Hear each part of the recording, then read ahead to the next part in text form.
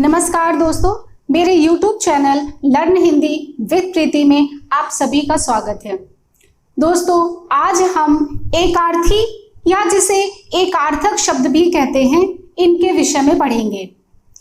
ये जो शब्द हैं, एकार्थी शब्द, अनेकार्थी शब्द, समानार्थी शब्द, विलोमार्थी शब्द, ये सब क्या है?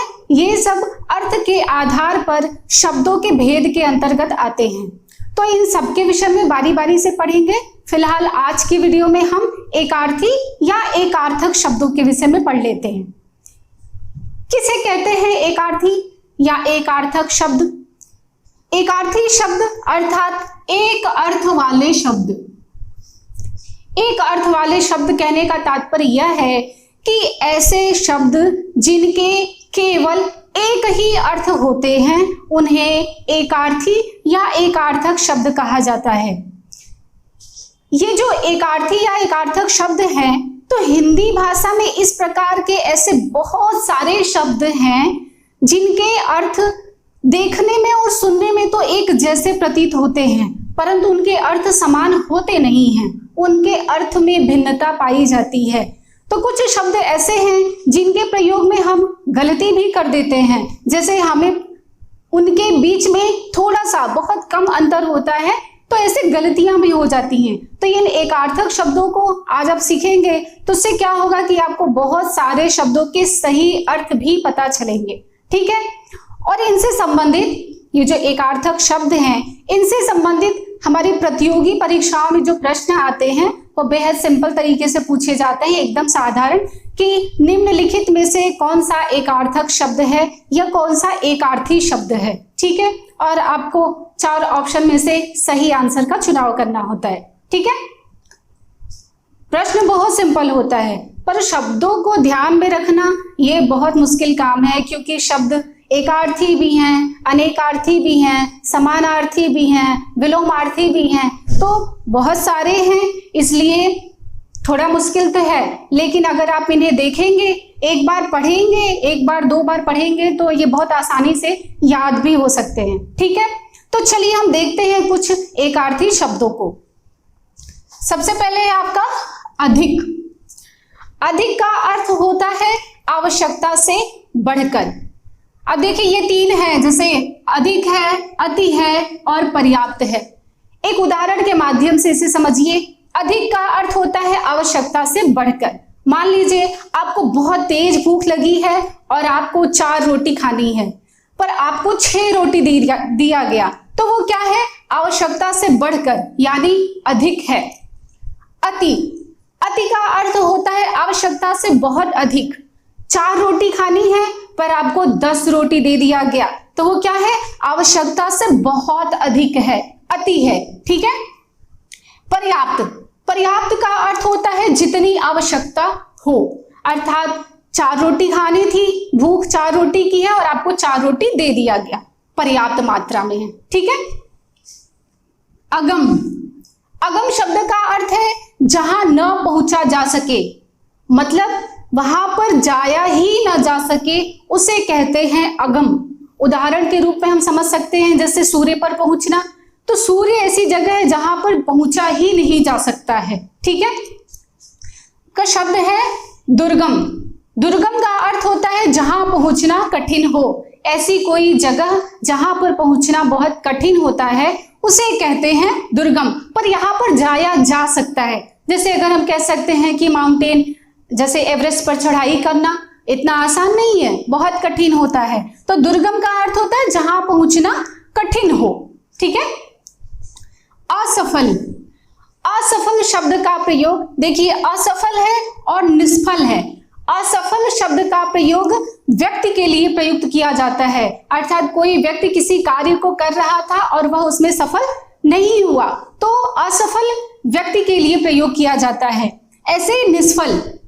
निष्फल शब्द कार्य के लिए प्रयुक्त किया जाता है। कोई कार्य निष्फल हो गया तो उसे कहते हैं, वहां पे प्रयोग किया जाता है निष्फल शब्द। ठीक है। अशुद्धि। देखिए, शब्द है अशुद्धि, भूल और त्रुटि। एक जैसे से प्रतीत हो रहे हैं, पर इनके अर्थ में भिन्नता है और सबके एक ही अर्थ है, केवल एक ही अर्थ है। तो ये सारे शब्द एकार्थी हैं जिनके केवल एक ही अर्थ होते हैं। तो अशुद्धि, अशुद्धि कहते हैं भाषा संबंधी लिखने एवं बोलने की गलती। ये आप बहुत आसानी से समझ रहे हैं, जैसे हमारी प्रतियोगी परीक्षाओं में एक प्रश्न भी आता है ना कि अशुद्ध शब्द कौन सा है पहचानने के लिए, तो वो हो गया अशुद्धि, जो भाषा संबंधी बोलने या लिखने में कोई मिस्टेक हो गई। ठीक है। भूल, भूल कहा जाता है कोई सामान्य सी गलती, कोई छोटी मोटी गलती, जैसे छोटे बच्चों द्वारा होमवर्क करना भूल जाना एक सामान्य गलती है। ठीक है। जैसे आप मार्केट जा रहे हो और आपकी माँ ने आपको 4-5 सामान लाने के लिए बोला और आपने नोट डाउन नहीं किया, आप मार्केट चले गए और आप 2-3 सामान ले आए और 1-2 भूल गई, वो क्या है? सामान्य सी गलती है। ठीक है। त्रुटि, बड़ी गलती, त्रुटि का अर्थ होता है बड़ी गलती, जैसे किसी के लिए अपशब्द कह देना, किसी बड़े पूजनीय व्यक्ति का अपमान कर देना, चोरी, ये सब की जो बातें हैं ये सब बड़ी गलती के अंतर्गत आता है। ठीक है। अनुज, देखिए अनुज है और अग्रज है, एक जैसे प्रतीत होते हैं पर इनके अर्थ अलग हैं।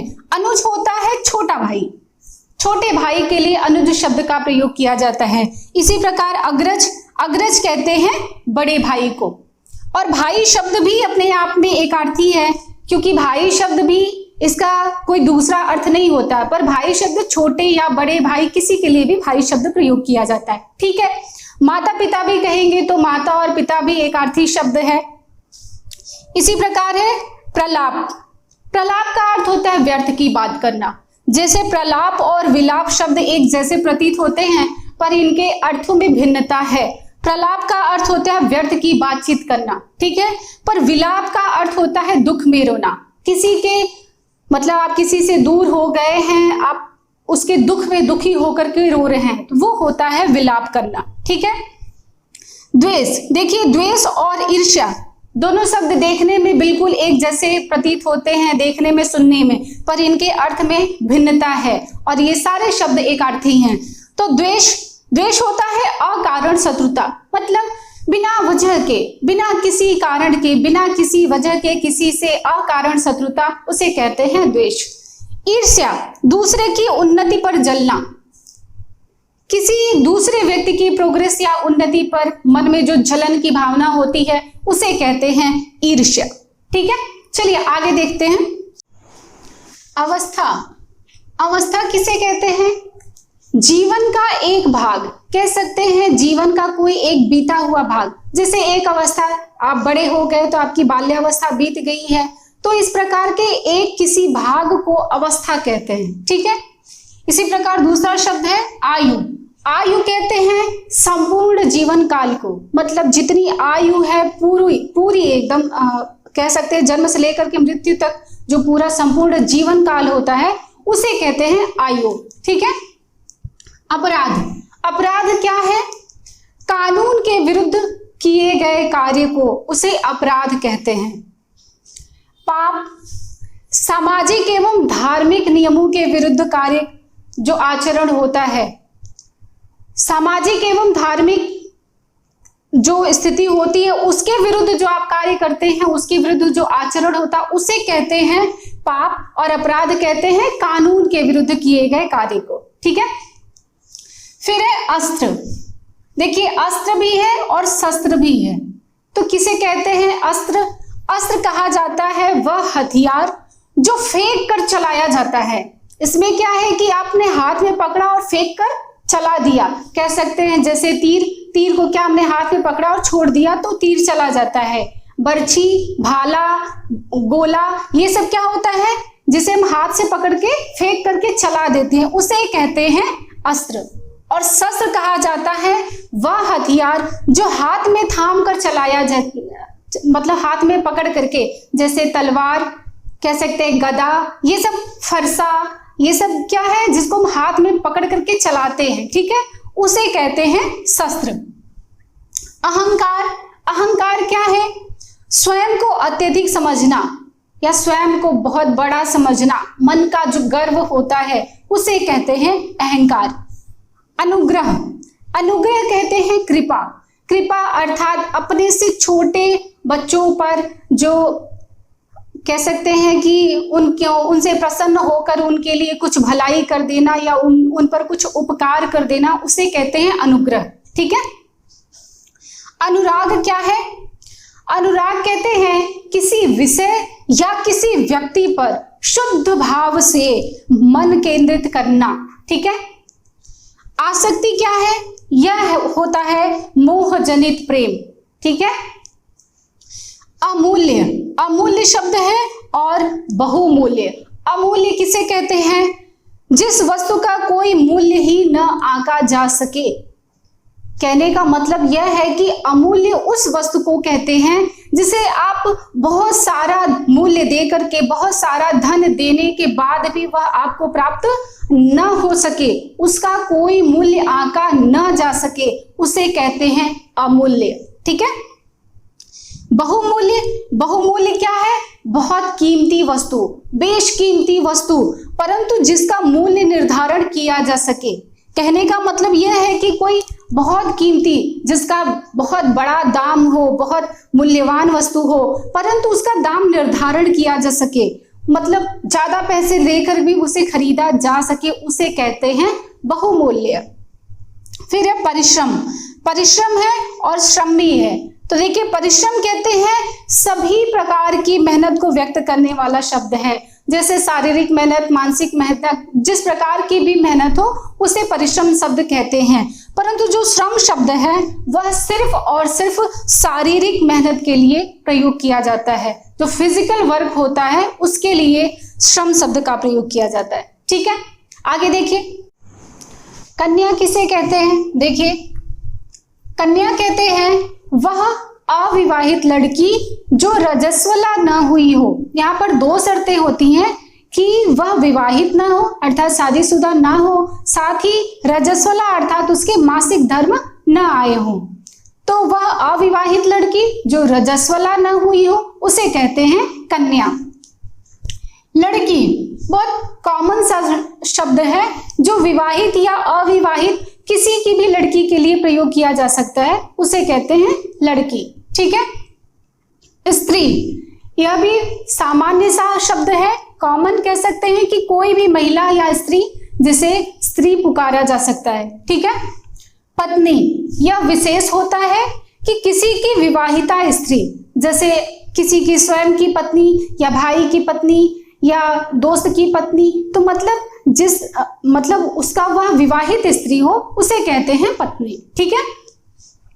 पुत्री, पुत्री अपनी स्वयं की बेटी के लिए शब्द होता है। किसी और की भी, जैसे आप देखते हैं कि सामान्यतः व्यवहार में जो होता है कि किसी की भी बेटी को बेटा या बेटी कह करके बड़े बातचीत करते हैं, लेकिन पुत्री शब्द सिर्फ स्वयं की बेटी के लिए यूज किया जाता है। ठीक है। फिर है आपका परामर्श और मंत्रणा। यह दो शब्द हैं मिलते जुलते, इन्हें देखिए। परामर्श किसे कहते हैं? सलाह या मशविरा सूचक शब्द है। यह मतलब कि जैसे ग्रुप में हो, कई लोग हो, आप किसी से भी अपने करियर के लिए या किसी भी टॉपिक पर आप किसी से भी राय, सलाह, मशविरा ले सकते हैं। ठीक है। मंत्रणा जो शब्द है वह गोपनीय सलाह मशविरा के लिए होता है। जैसे आपका कोई बहुत प्राइवेट टॉपिक हो या जिसे आप सबके सामने नहीं रखना चाहते हो, किसी व्यक्ति विशेष के साथ जो आपका सलाह और मशविरा होता है गोपनीय तरीके से, जिसे आप सीक्रेट रखना चाहते हो, बाकी लोग के साथ शेयर नहीं करना चाहते हैं, उसे कहते हैं मंत्रणा। ठीक है। आचार और व्यवहार। आचार का अर्थ क्या होता है? एक सामान्य व्यवहार, चाल चलन। ठीक है। पर व्यवहार जो शब्द है उसका अर्थ विशेष है। क्या है कि किसी व्यक्ति विशेष के प्रति विशेष परिस्थिति में किया गया आचरण, उसे व्यवहार कहते हैं। सामान्यतः इसे आप आसानी से समझ सकते हैं कि कहते हैं ना कि बुरे वक्त में लोग साथ देना छोड़ देते हैं, तो वह आप मतलब किसी व्यक्ति की विशेष परिस्थिति, और विशेष परिस्थिति हमेशा दुखद हो या कहते हैं कि मतलब विशेष परिस्थिति हो, उसमें जो किसी व्यक्ति विशेष के द्वारा आपके प्रति किया गया जो आचरण होता है उसे कहते हैं व्यवहार। कहा जाता है ना कि जब पैसे नहीं होते तो लोग पहचानना भी भूल जाते हैं, पहचानते ही नहीं है कि आप कौन हैं। ठीक है। तो ऐसी विशेष परिस्थिति में किसी व्यक्ति विशेष के द्वारा उस व्यक्ति के प्रति किया गया जो आचरण होता है उसे कहते हैं व्यवहार। आवश्यक क्या है और अनिवार्य क्या है, मिलते जुलते शब्द हैं इसलिए मैंने साथ में रखा है, ठीक है। आवश्यक क्या है कि किसी कार्य को करना जरूरी हो, और अनिवार्य है कि कार्य जिसे निश्चित रूप से करना हो। इन दोनों को साथ में समझिए कि आपके पास दिन भर में मतलब ऐसा हो सकता है कि आपके पास 10 काम हो जिसे करना जरूरी हो, ठीक है, परंतु कुछ ऐसे भी काम होते हैं जिसे आज के आज करना अनिवार्य होता है। जैसे 10 काम है तो आप बहुत थक गए या कहीं कुछ दूसरा काम हो गया तो आप ये सोच लेते कि चलो ठीक है उसको आज नहीं हम कल कर सकते हैं, पर कुछ कार्य ऐसे होते हैं जिन्हें आप कल पर नहीं छोड़ सकते, उन्हें करना आज के आज एकदम अनिवार्य होता है। तो जिस कार्य को निश्चित रूप से करना एकदम अनिवार्य हो उसे कहते हैं अनिवार्य, ठीक है। मंत्री क्या है और सचिव क्या है? मंत्री किसे कहते हैं? परामर्श देने वाला, राय सलाह मशविरा या परामर्श देने वाले को मंत्री कहा जाता है। और सचिव कहते हैं मंत्री के आदेश को प्रचारित करने वाला। भाषण और प्रवचन दोनों शब्द एक साथ आते हैं और इनमें अंतर कर पाना कभी कभी मुश्किल होता है।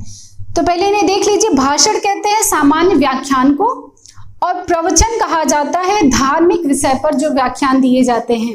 इन्हें आप और आसानी से ये समझ सकते हैं कि धार्मिक विषयों पर जो व्याख्यान दिए जाते हैं उन्हें प्रवचन कहा जाता है, और धार्मिक विषयों को छोड़ करके अन्य जितने भी विषयों पर जो व्याख्यान होते हैं उसे भाषण कहते हैं, ठीक है। तो उम्मीद करती हूँ को आपको सब कुछ अच्छे से समझ में आ गया होगा। वीडियो पसंद आती है तो इसे लाइक और शेयर जरूर कीजिएगा। आज के लिए बस इतना ही, नेक्स्ट वीडियो में फिर से मिलेंगे, तब तक के लिए धन्यवाद।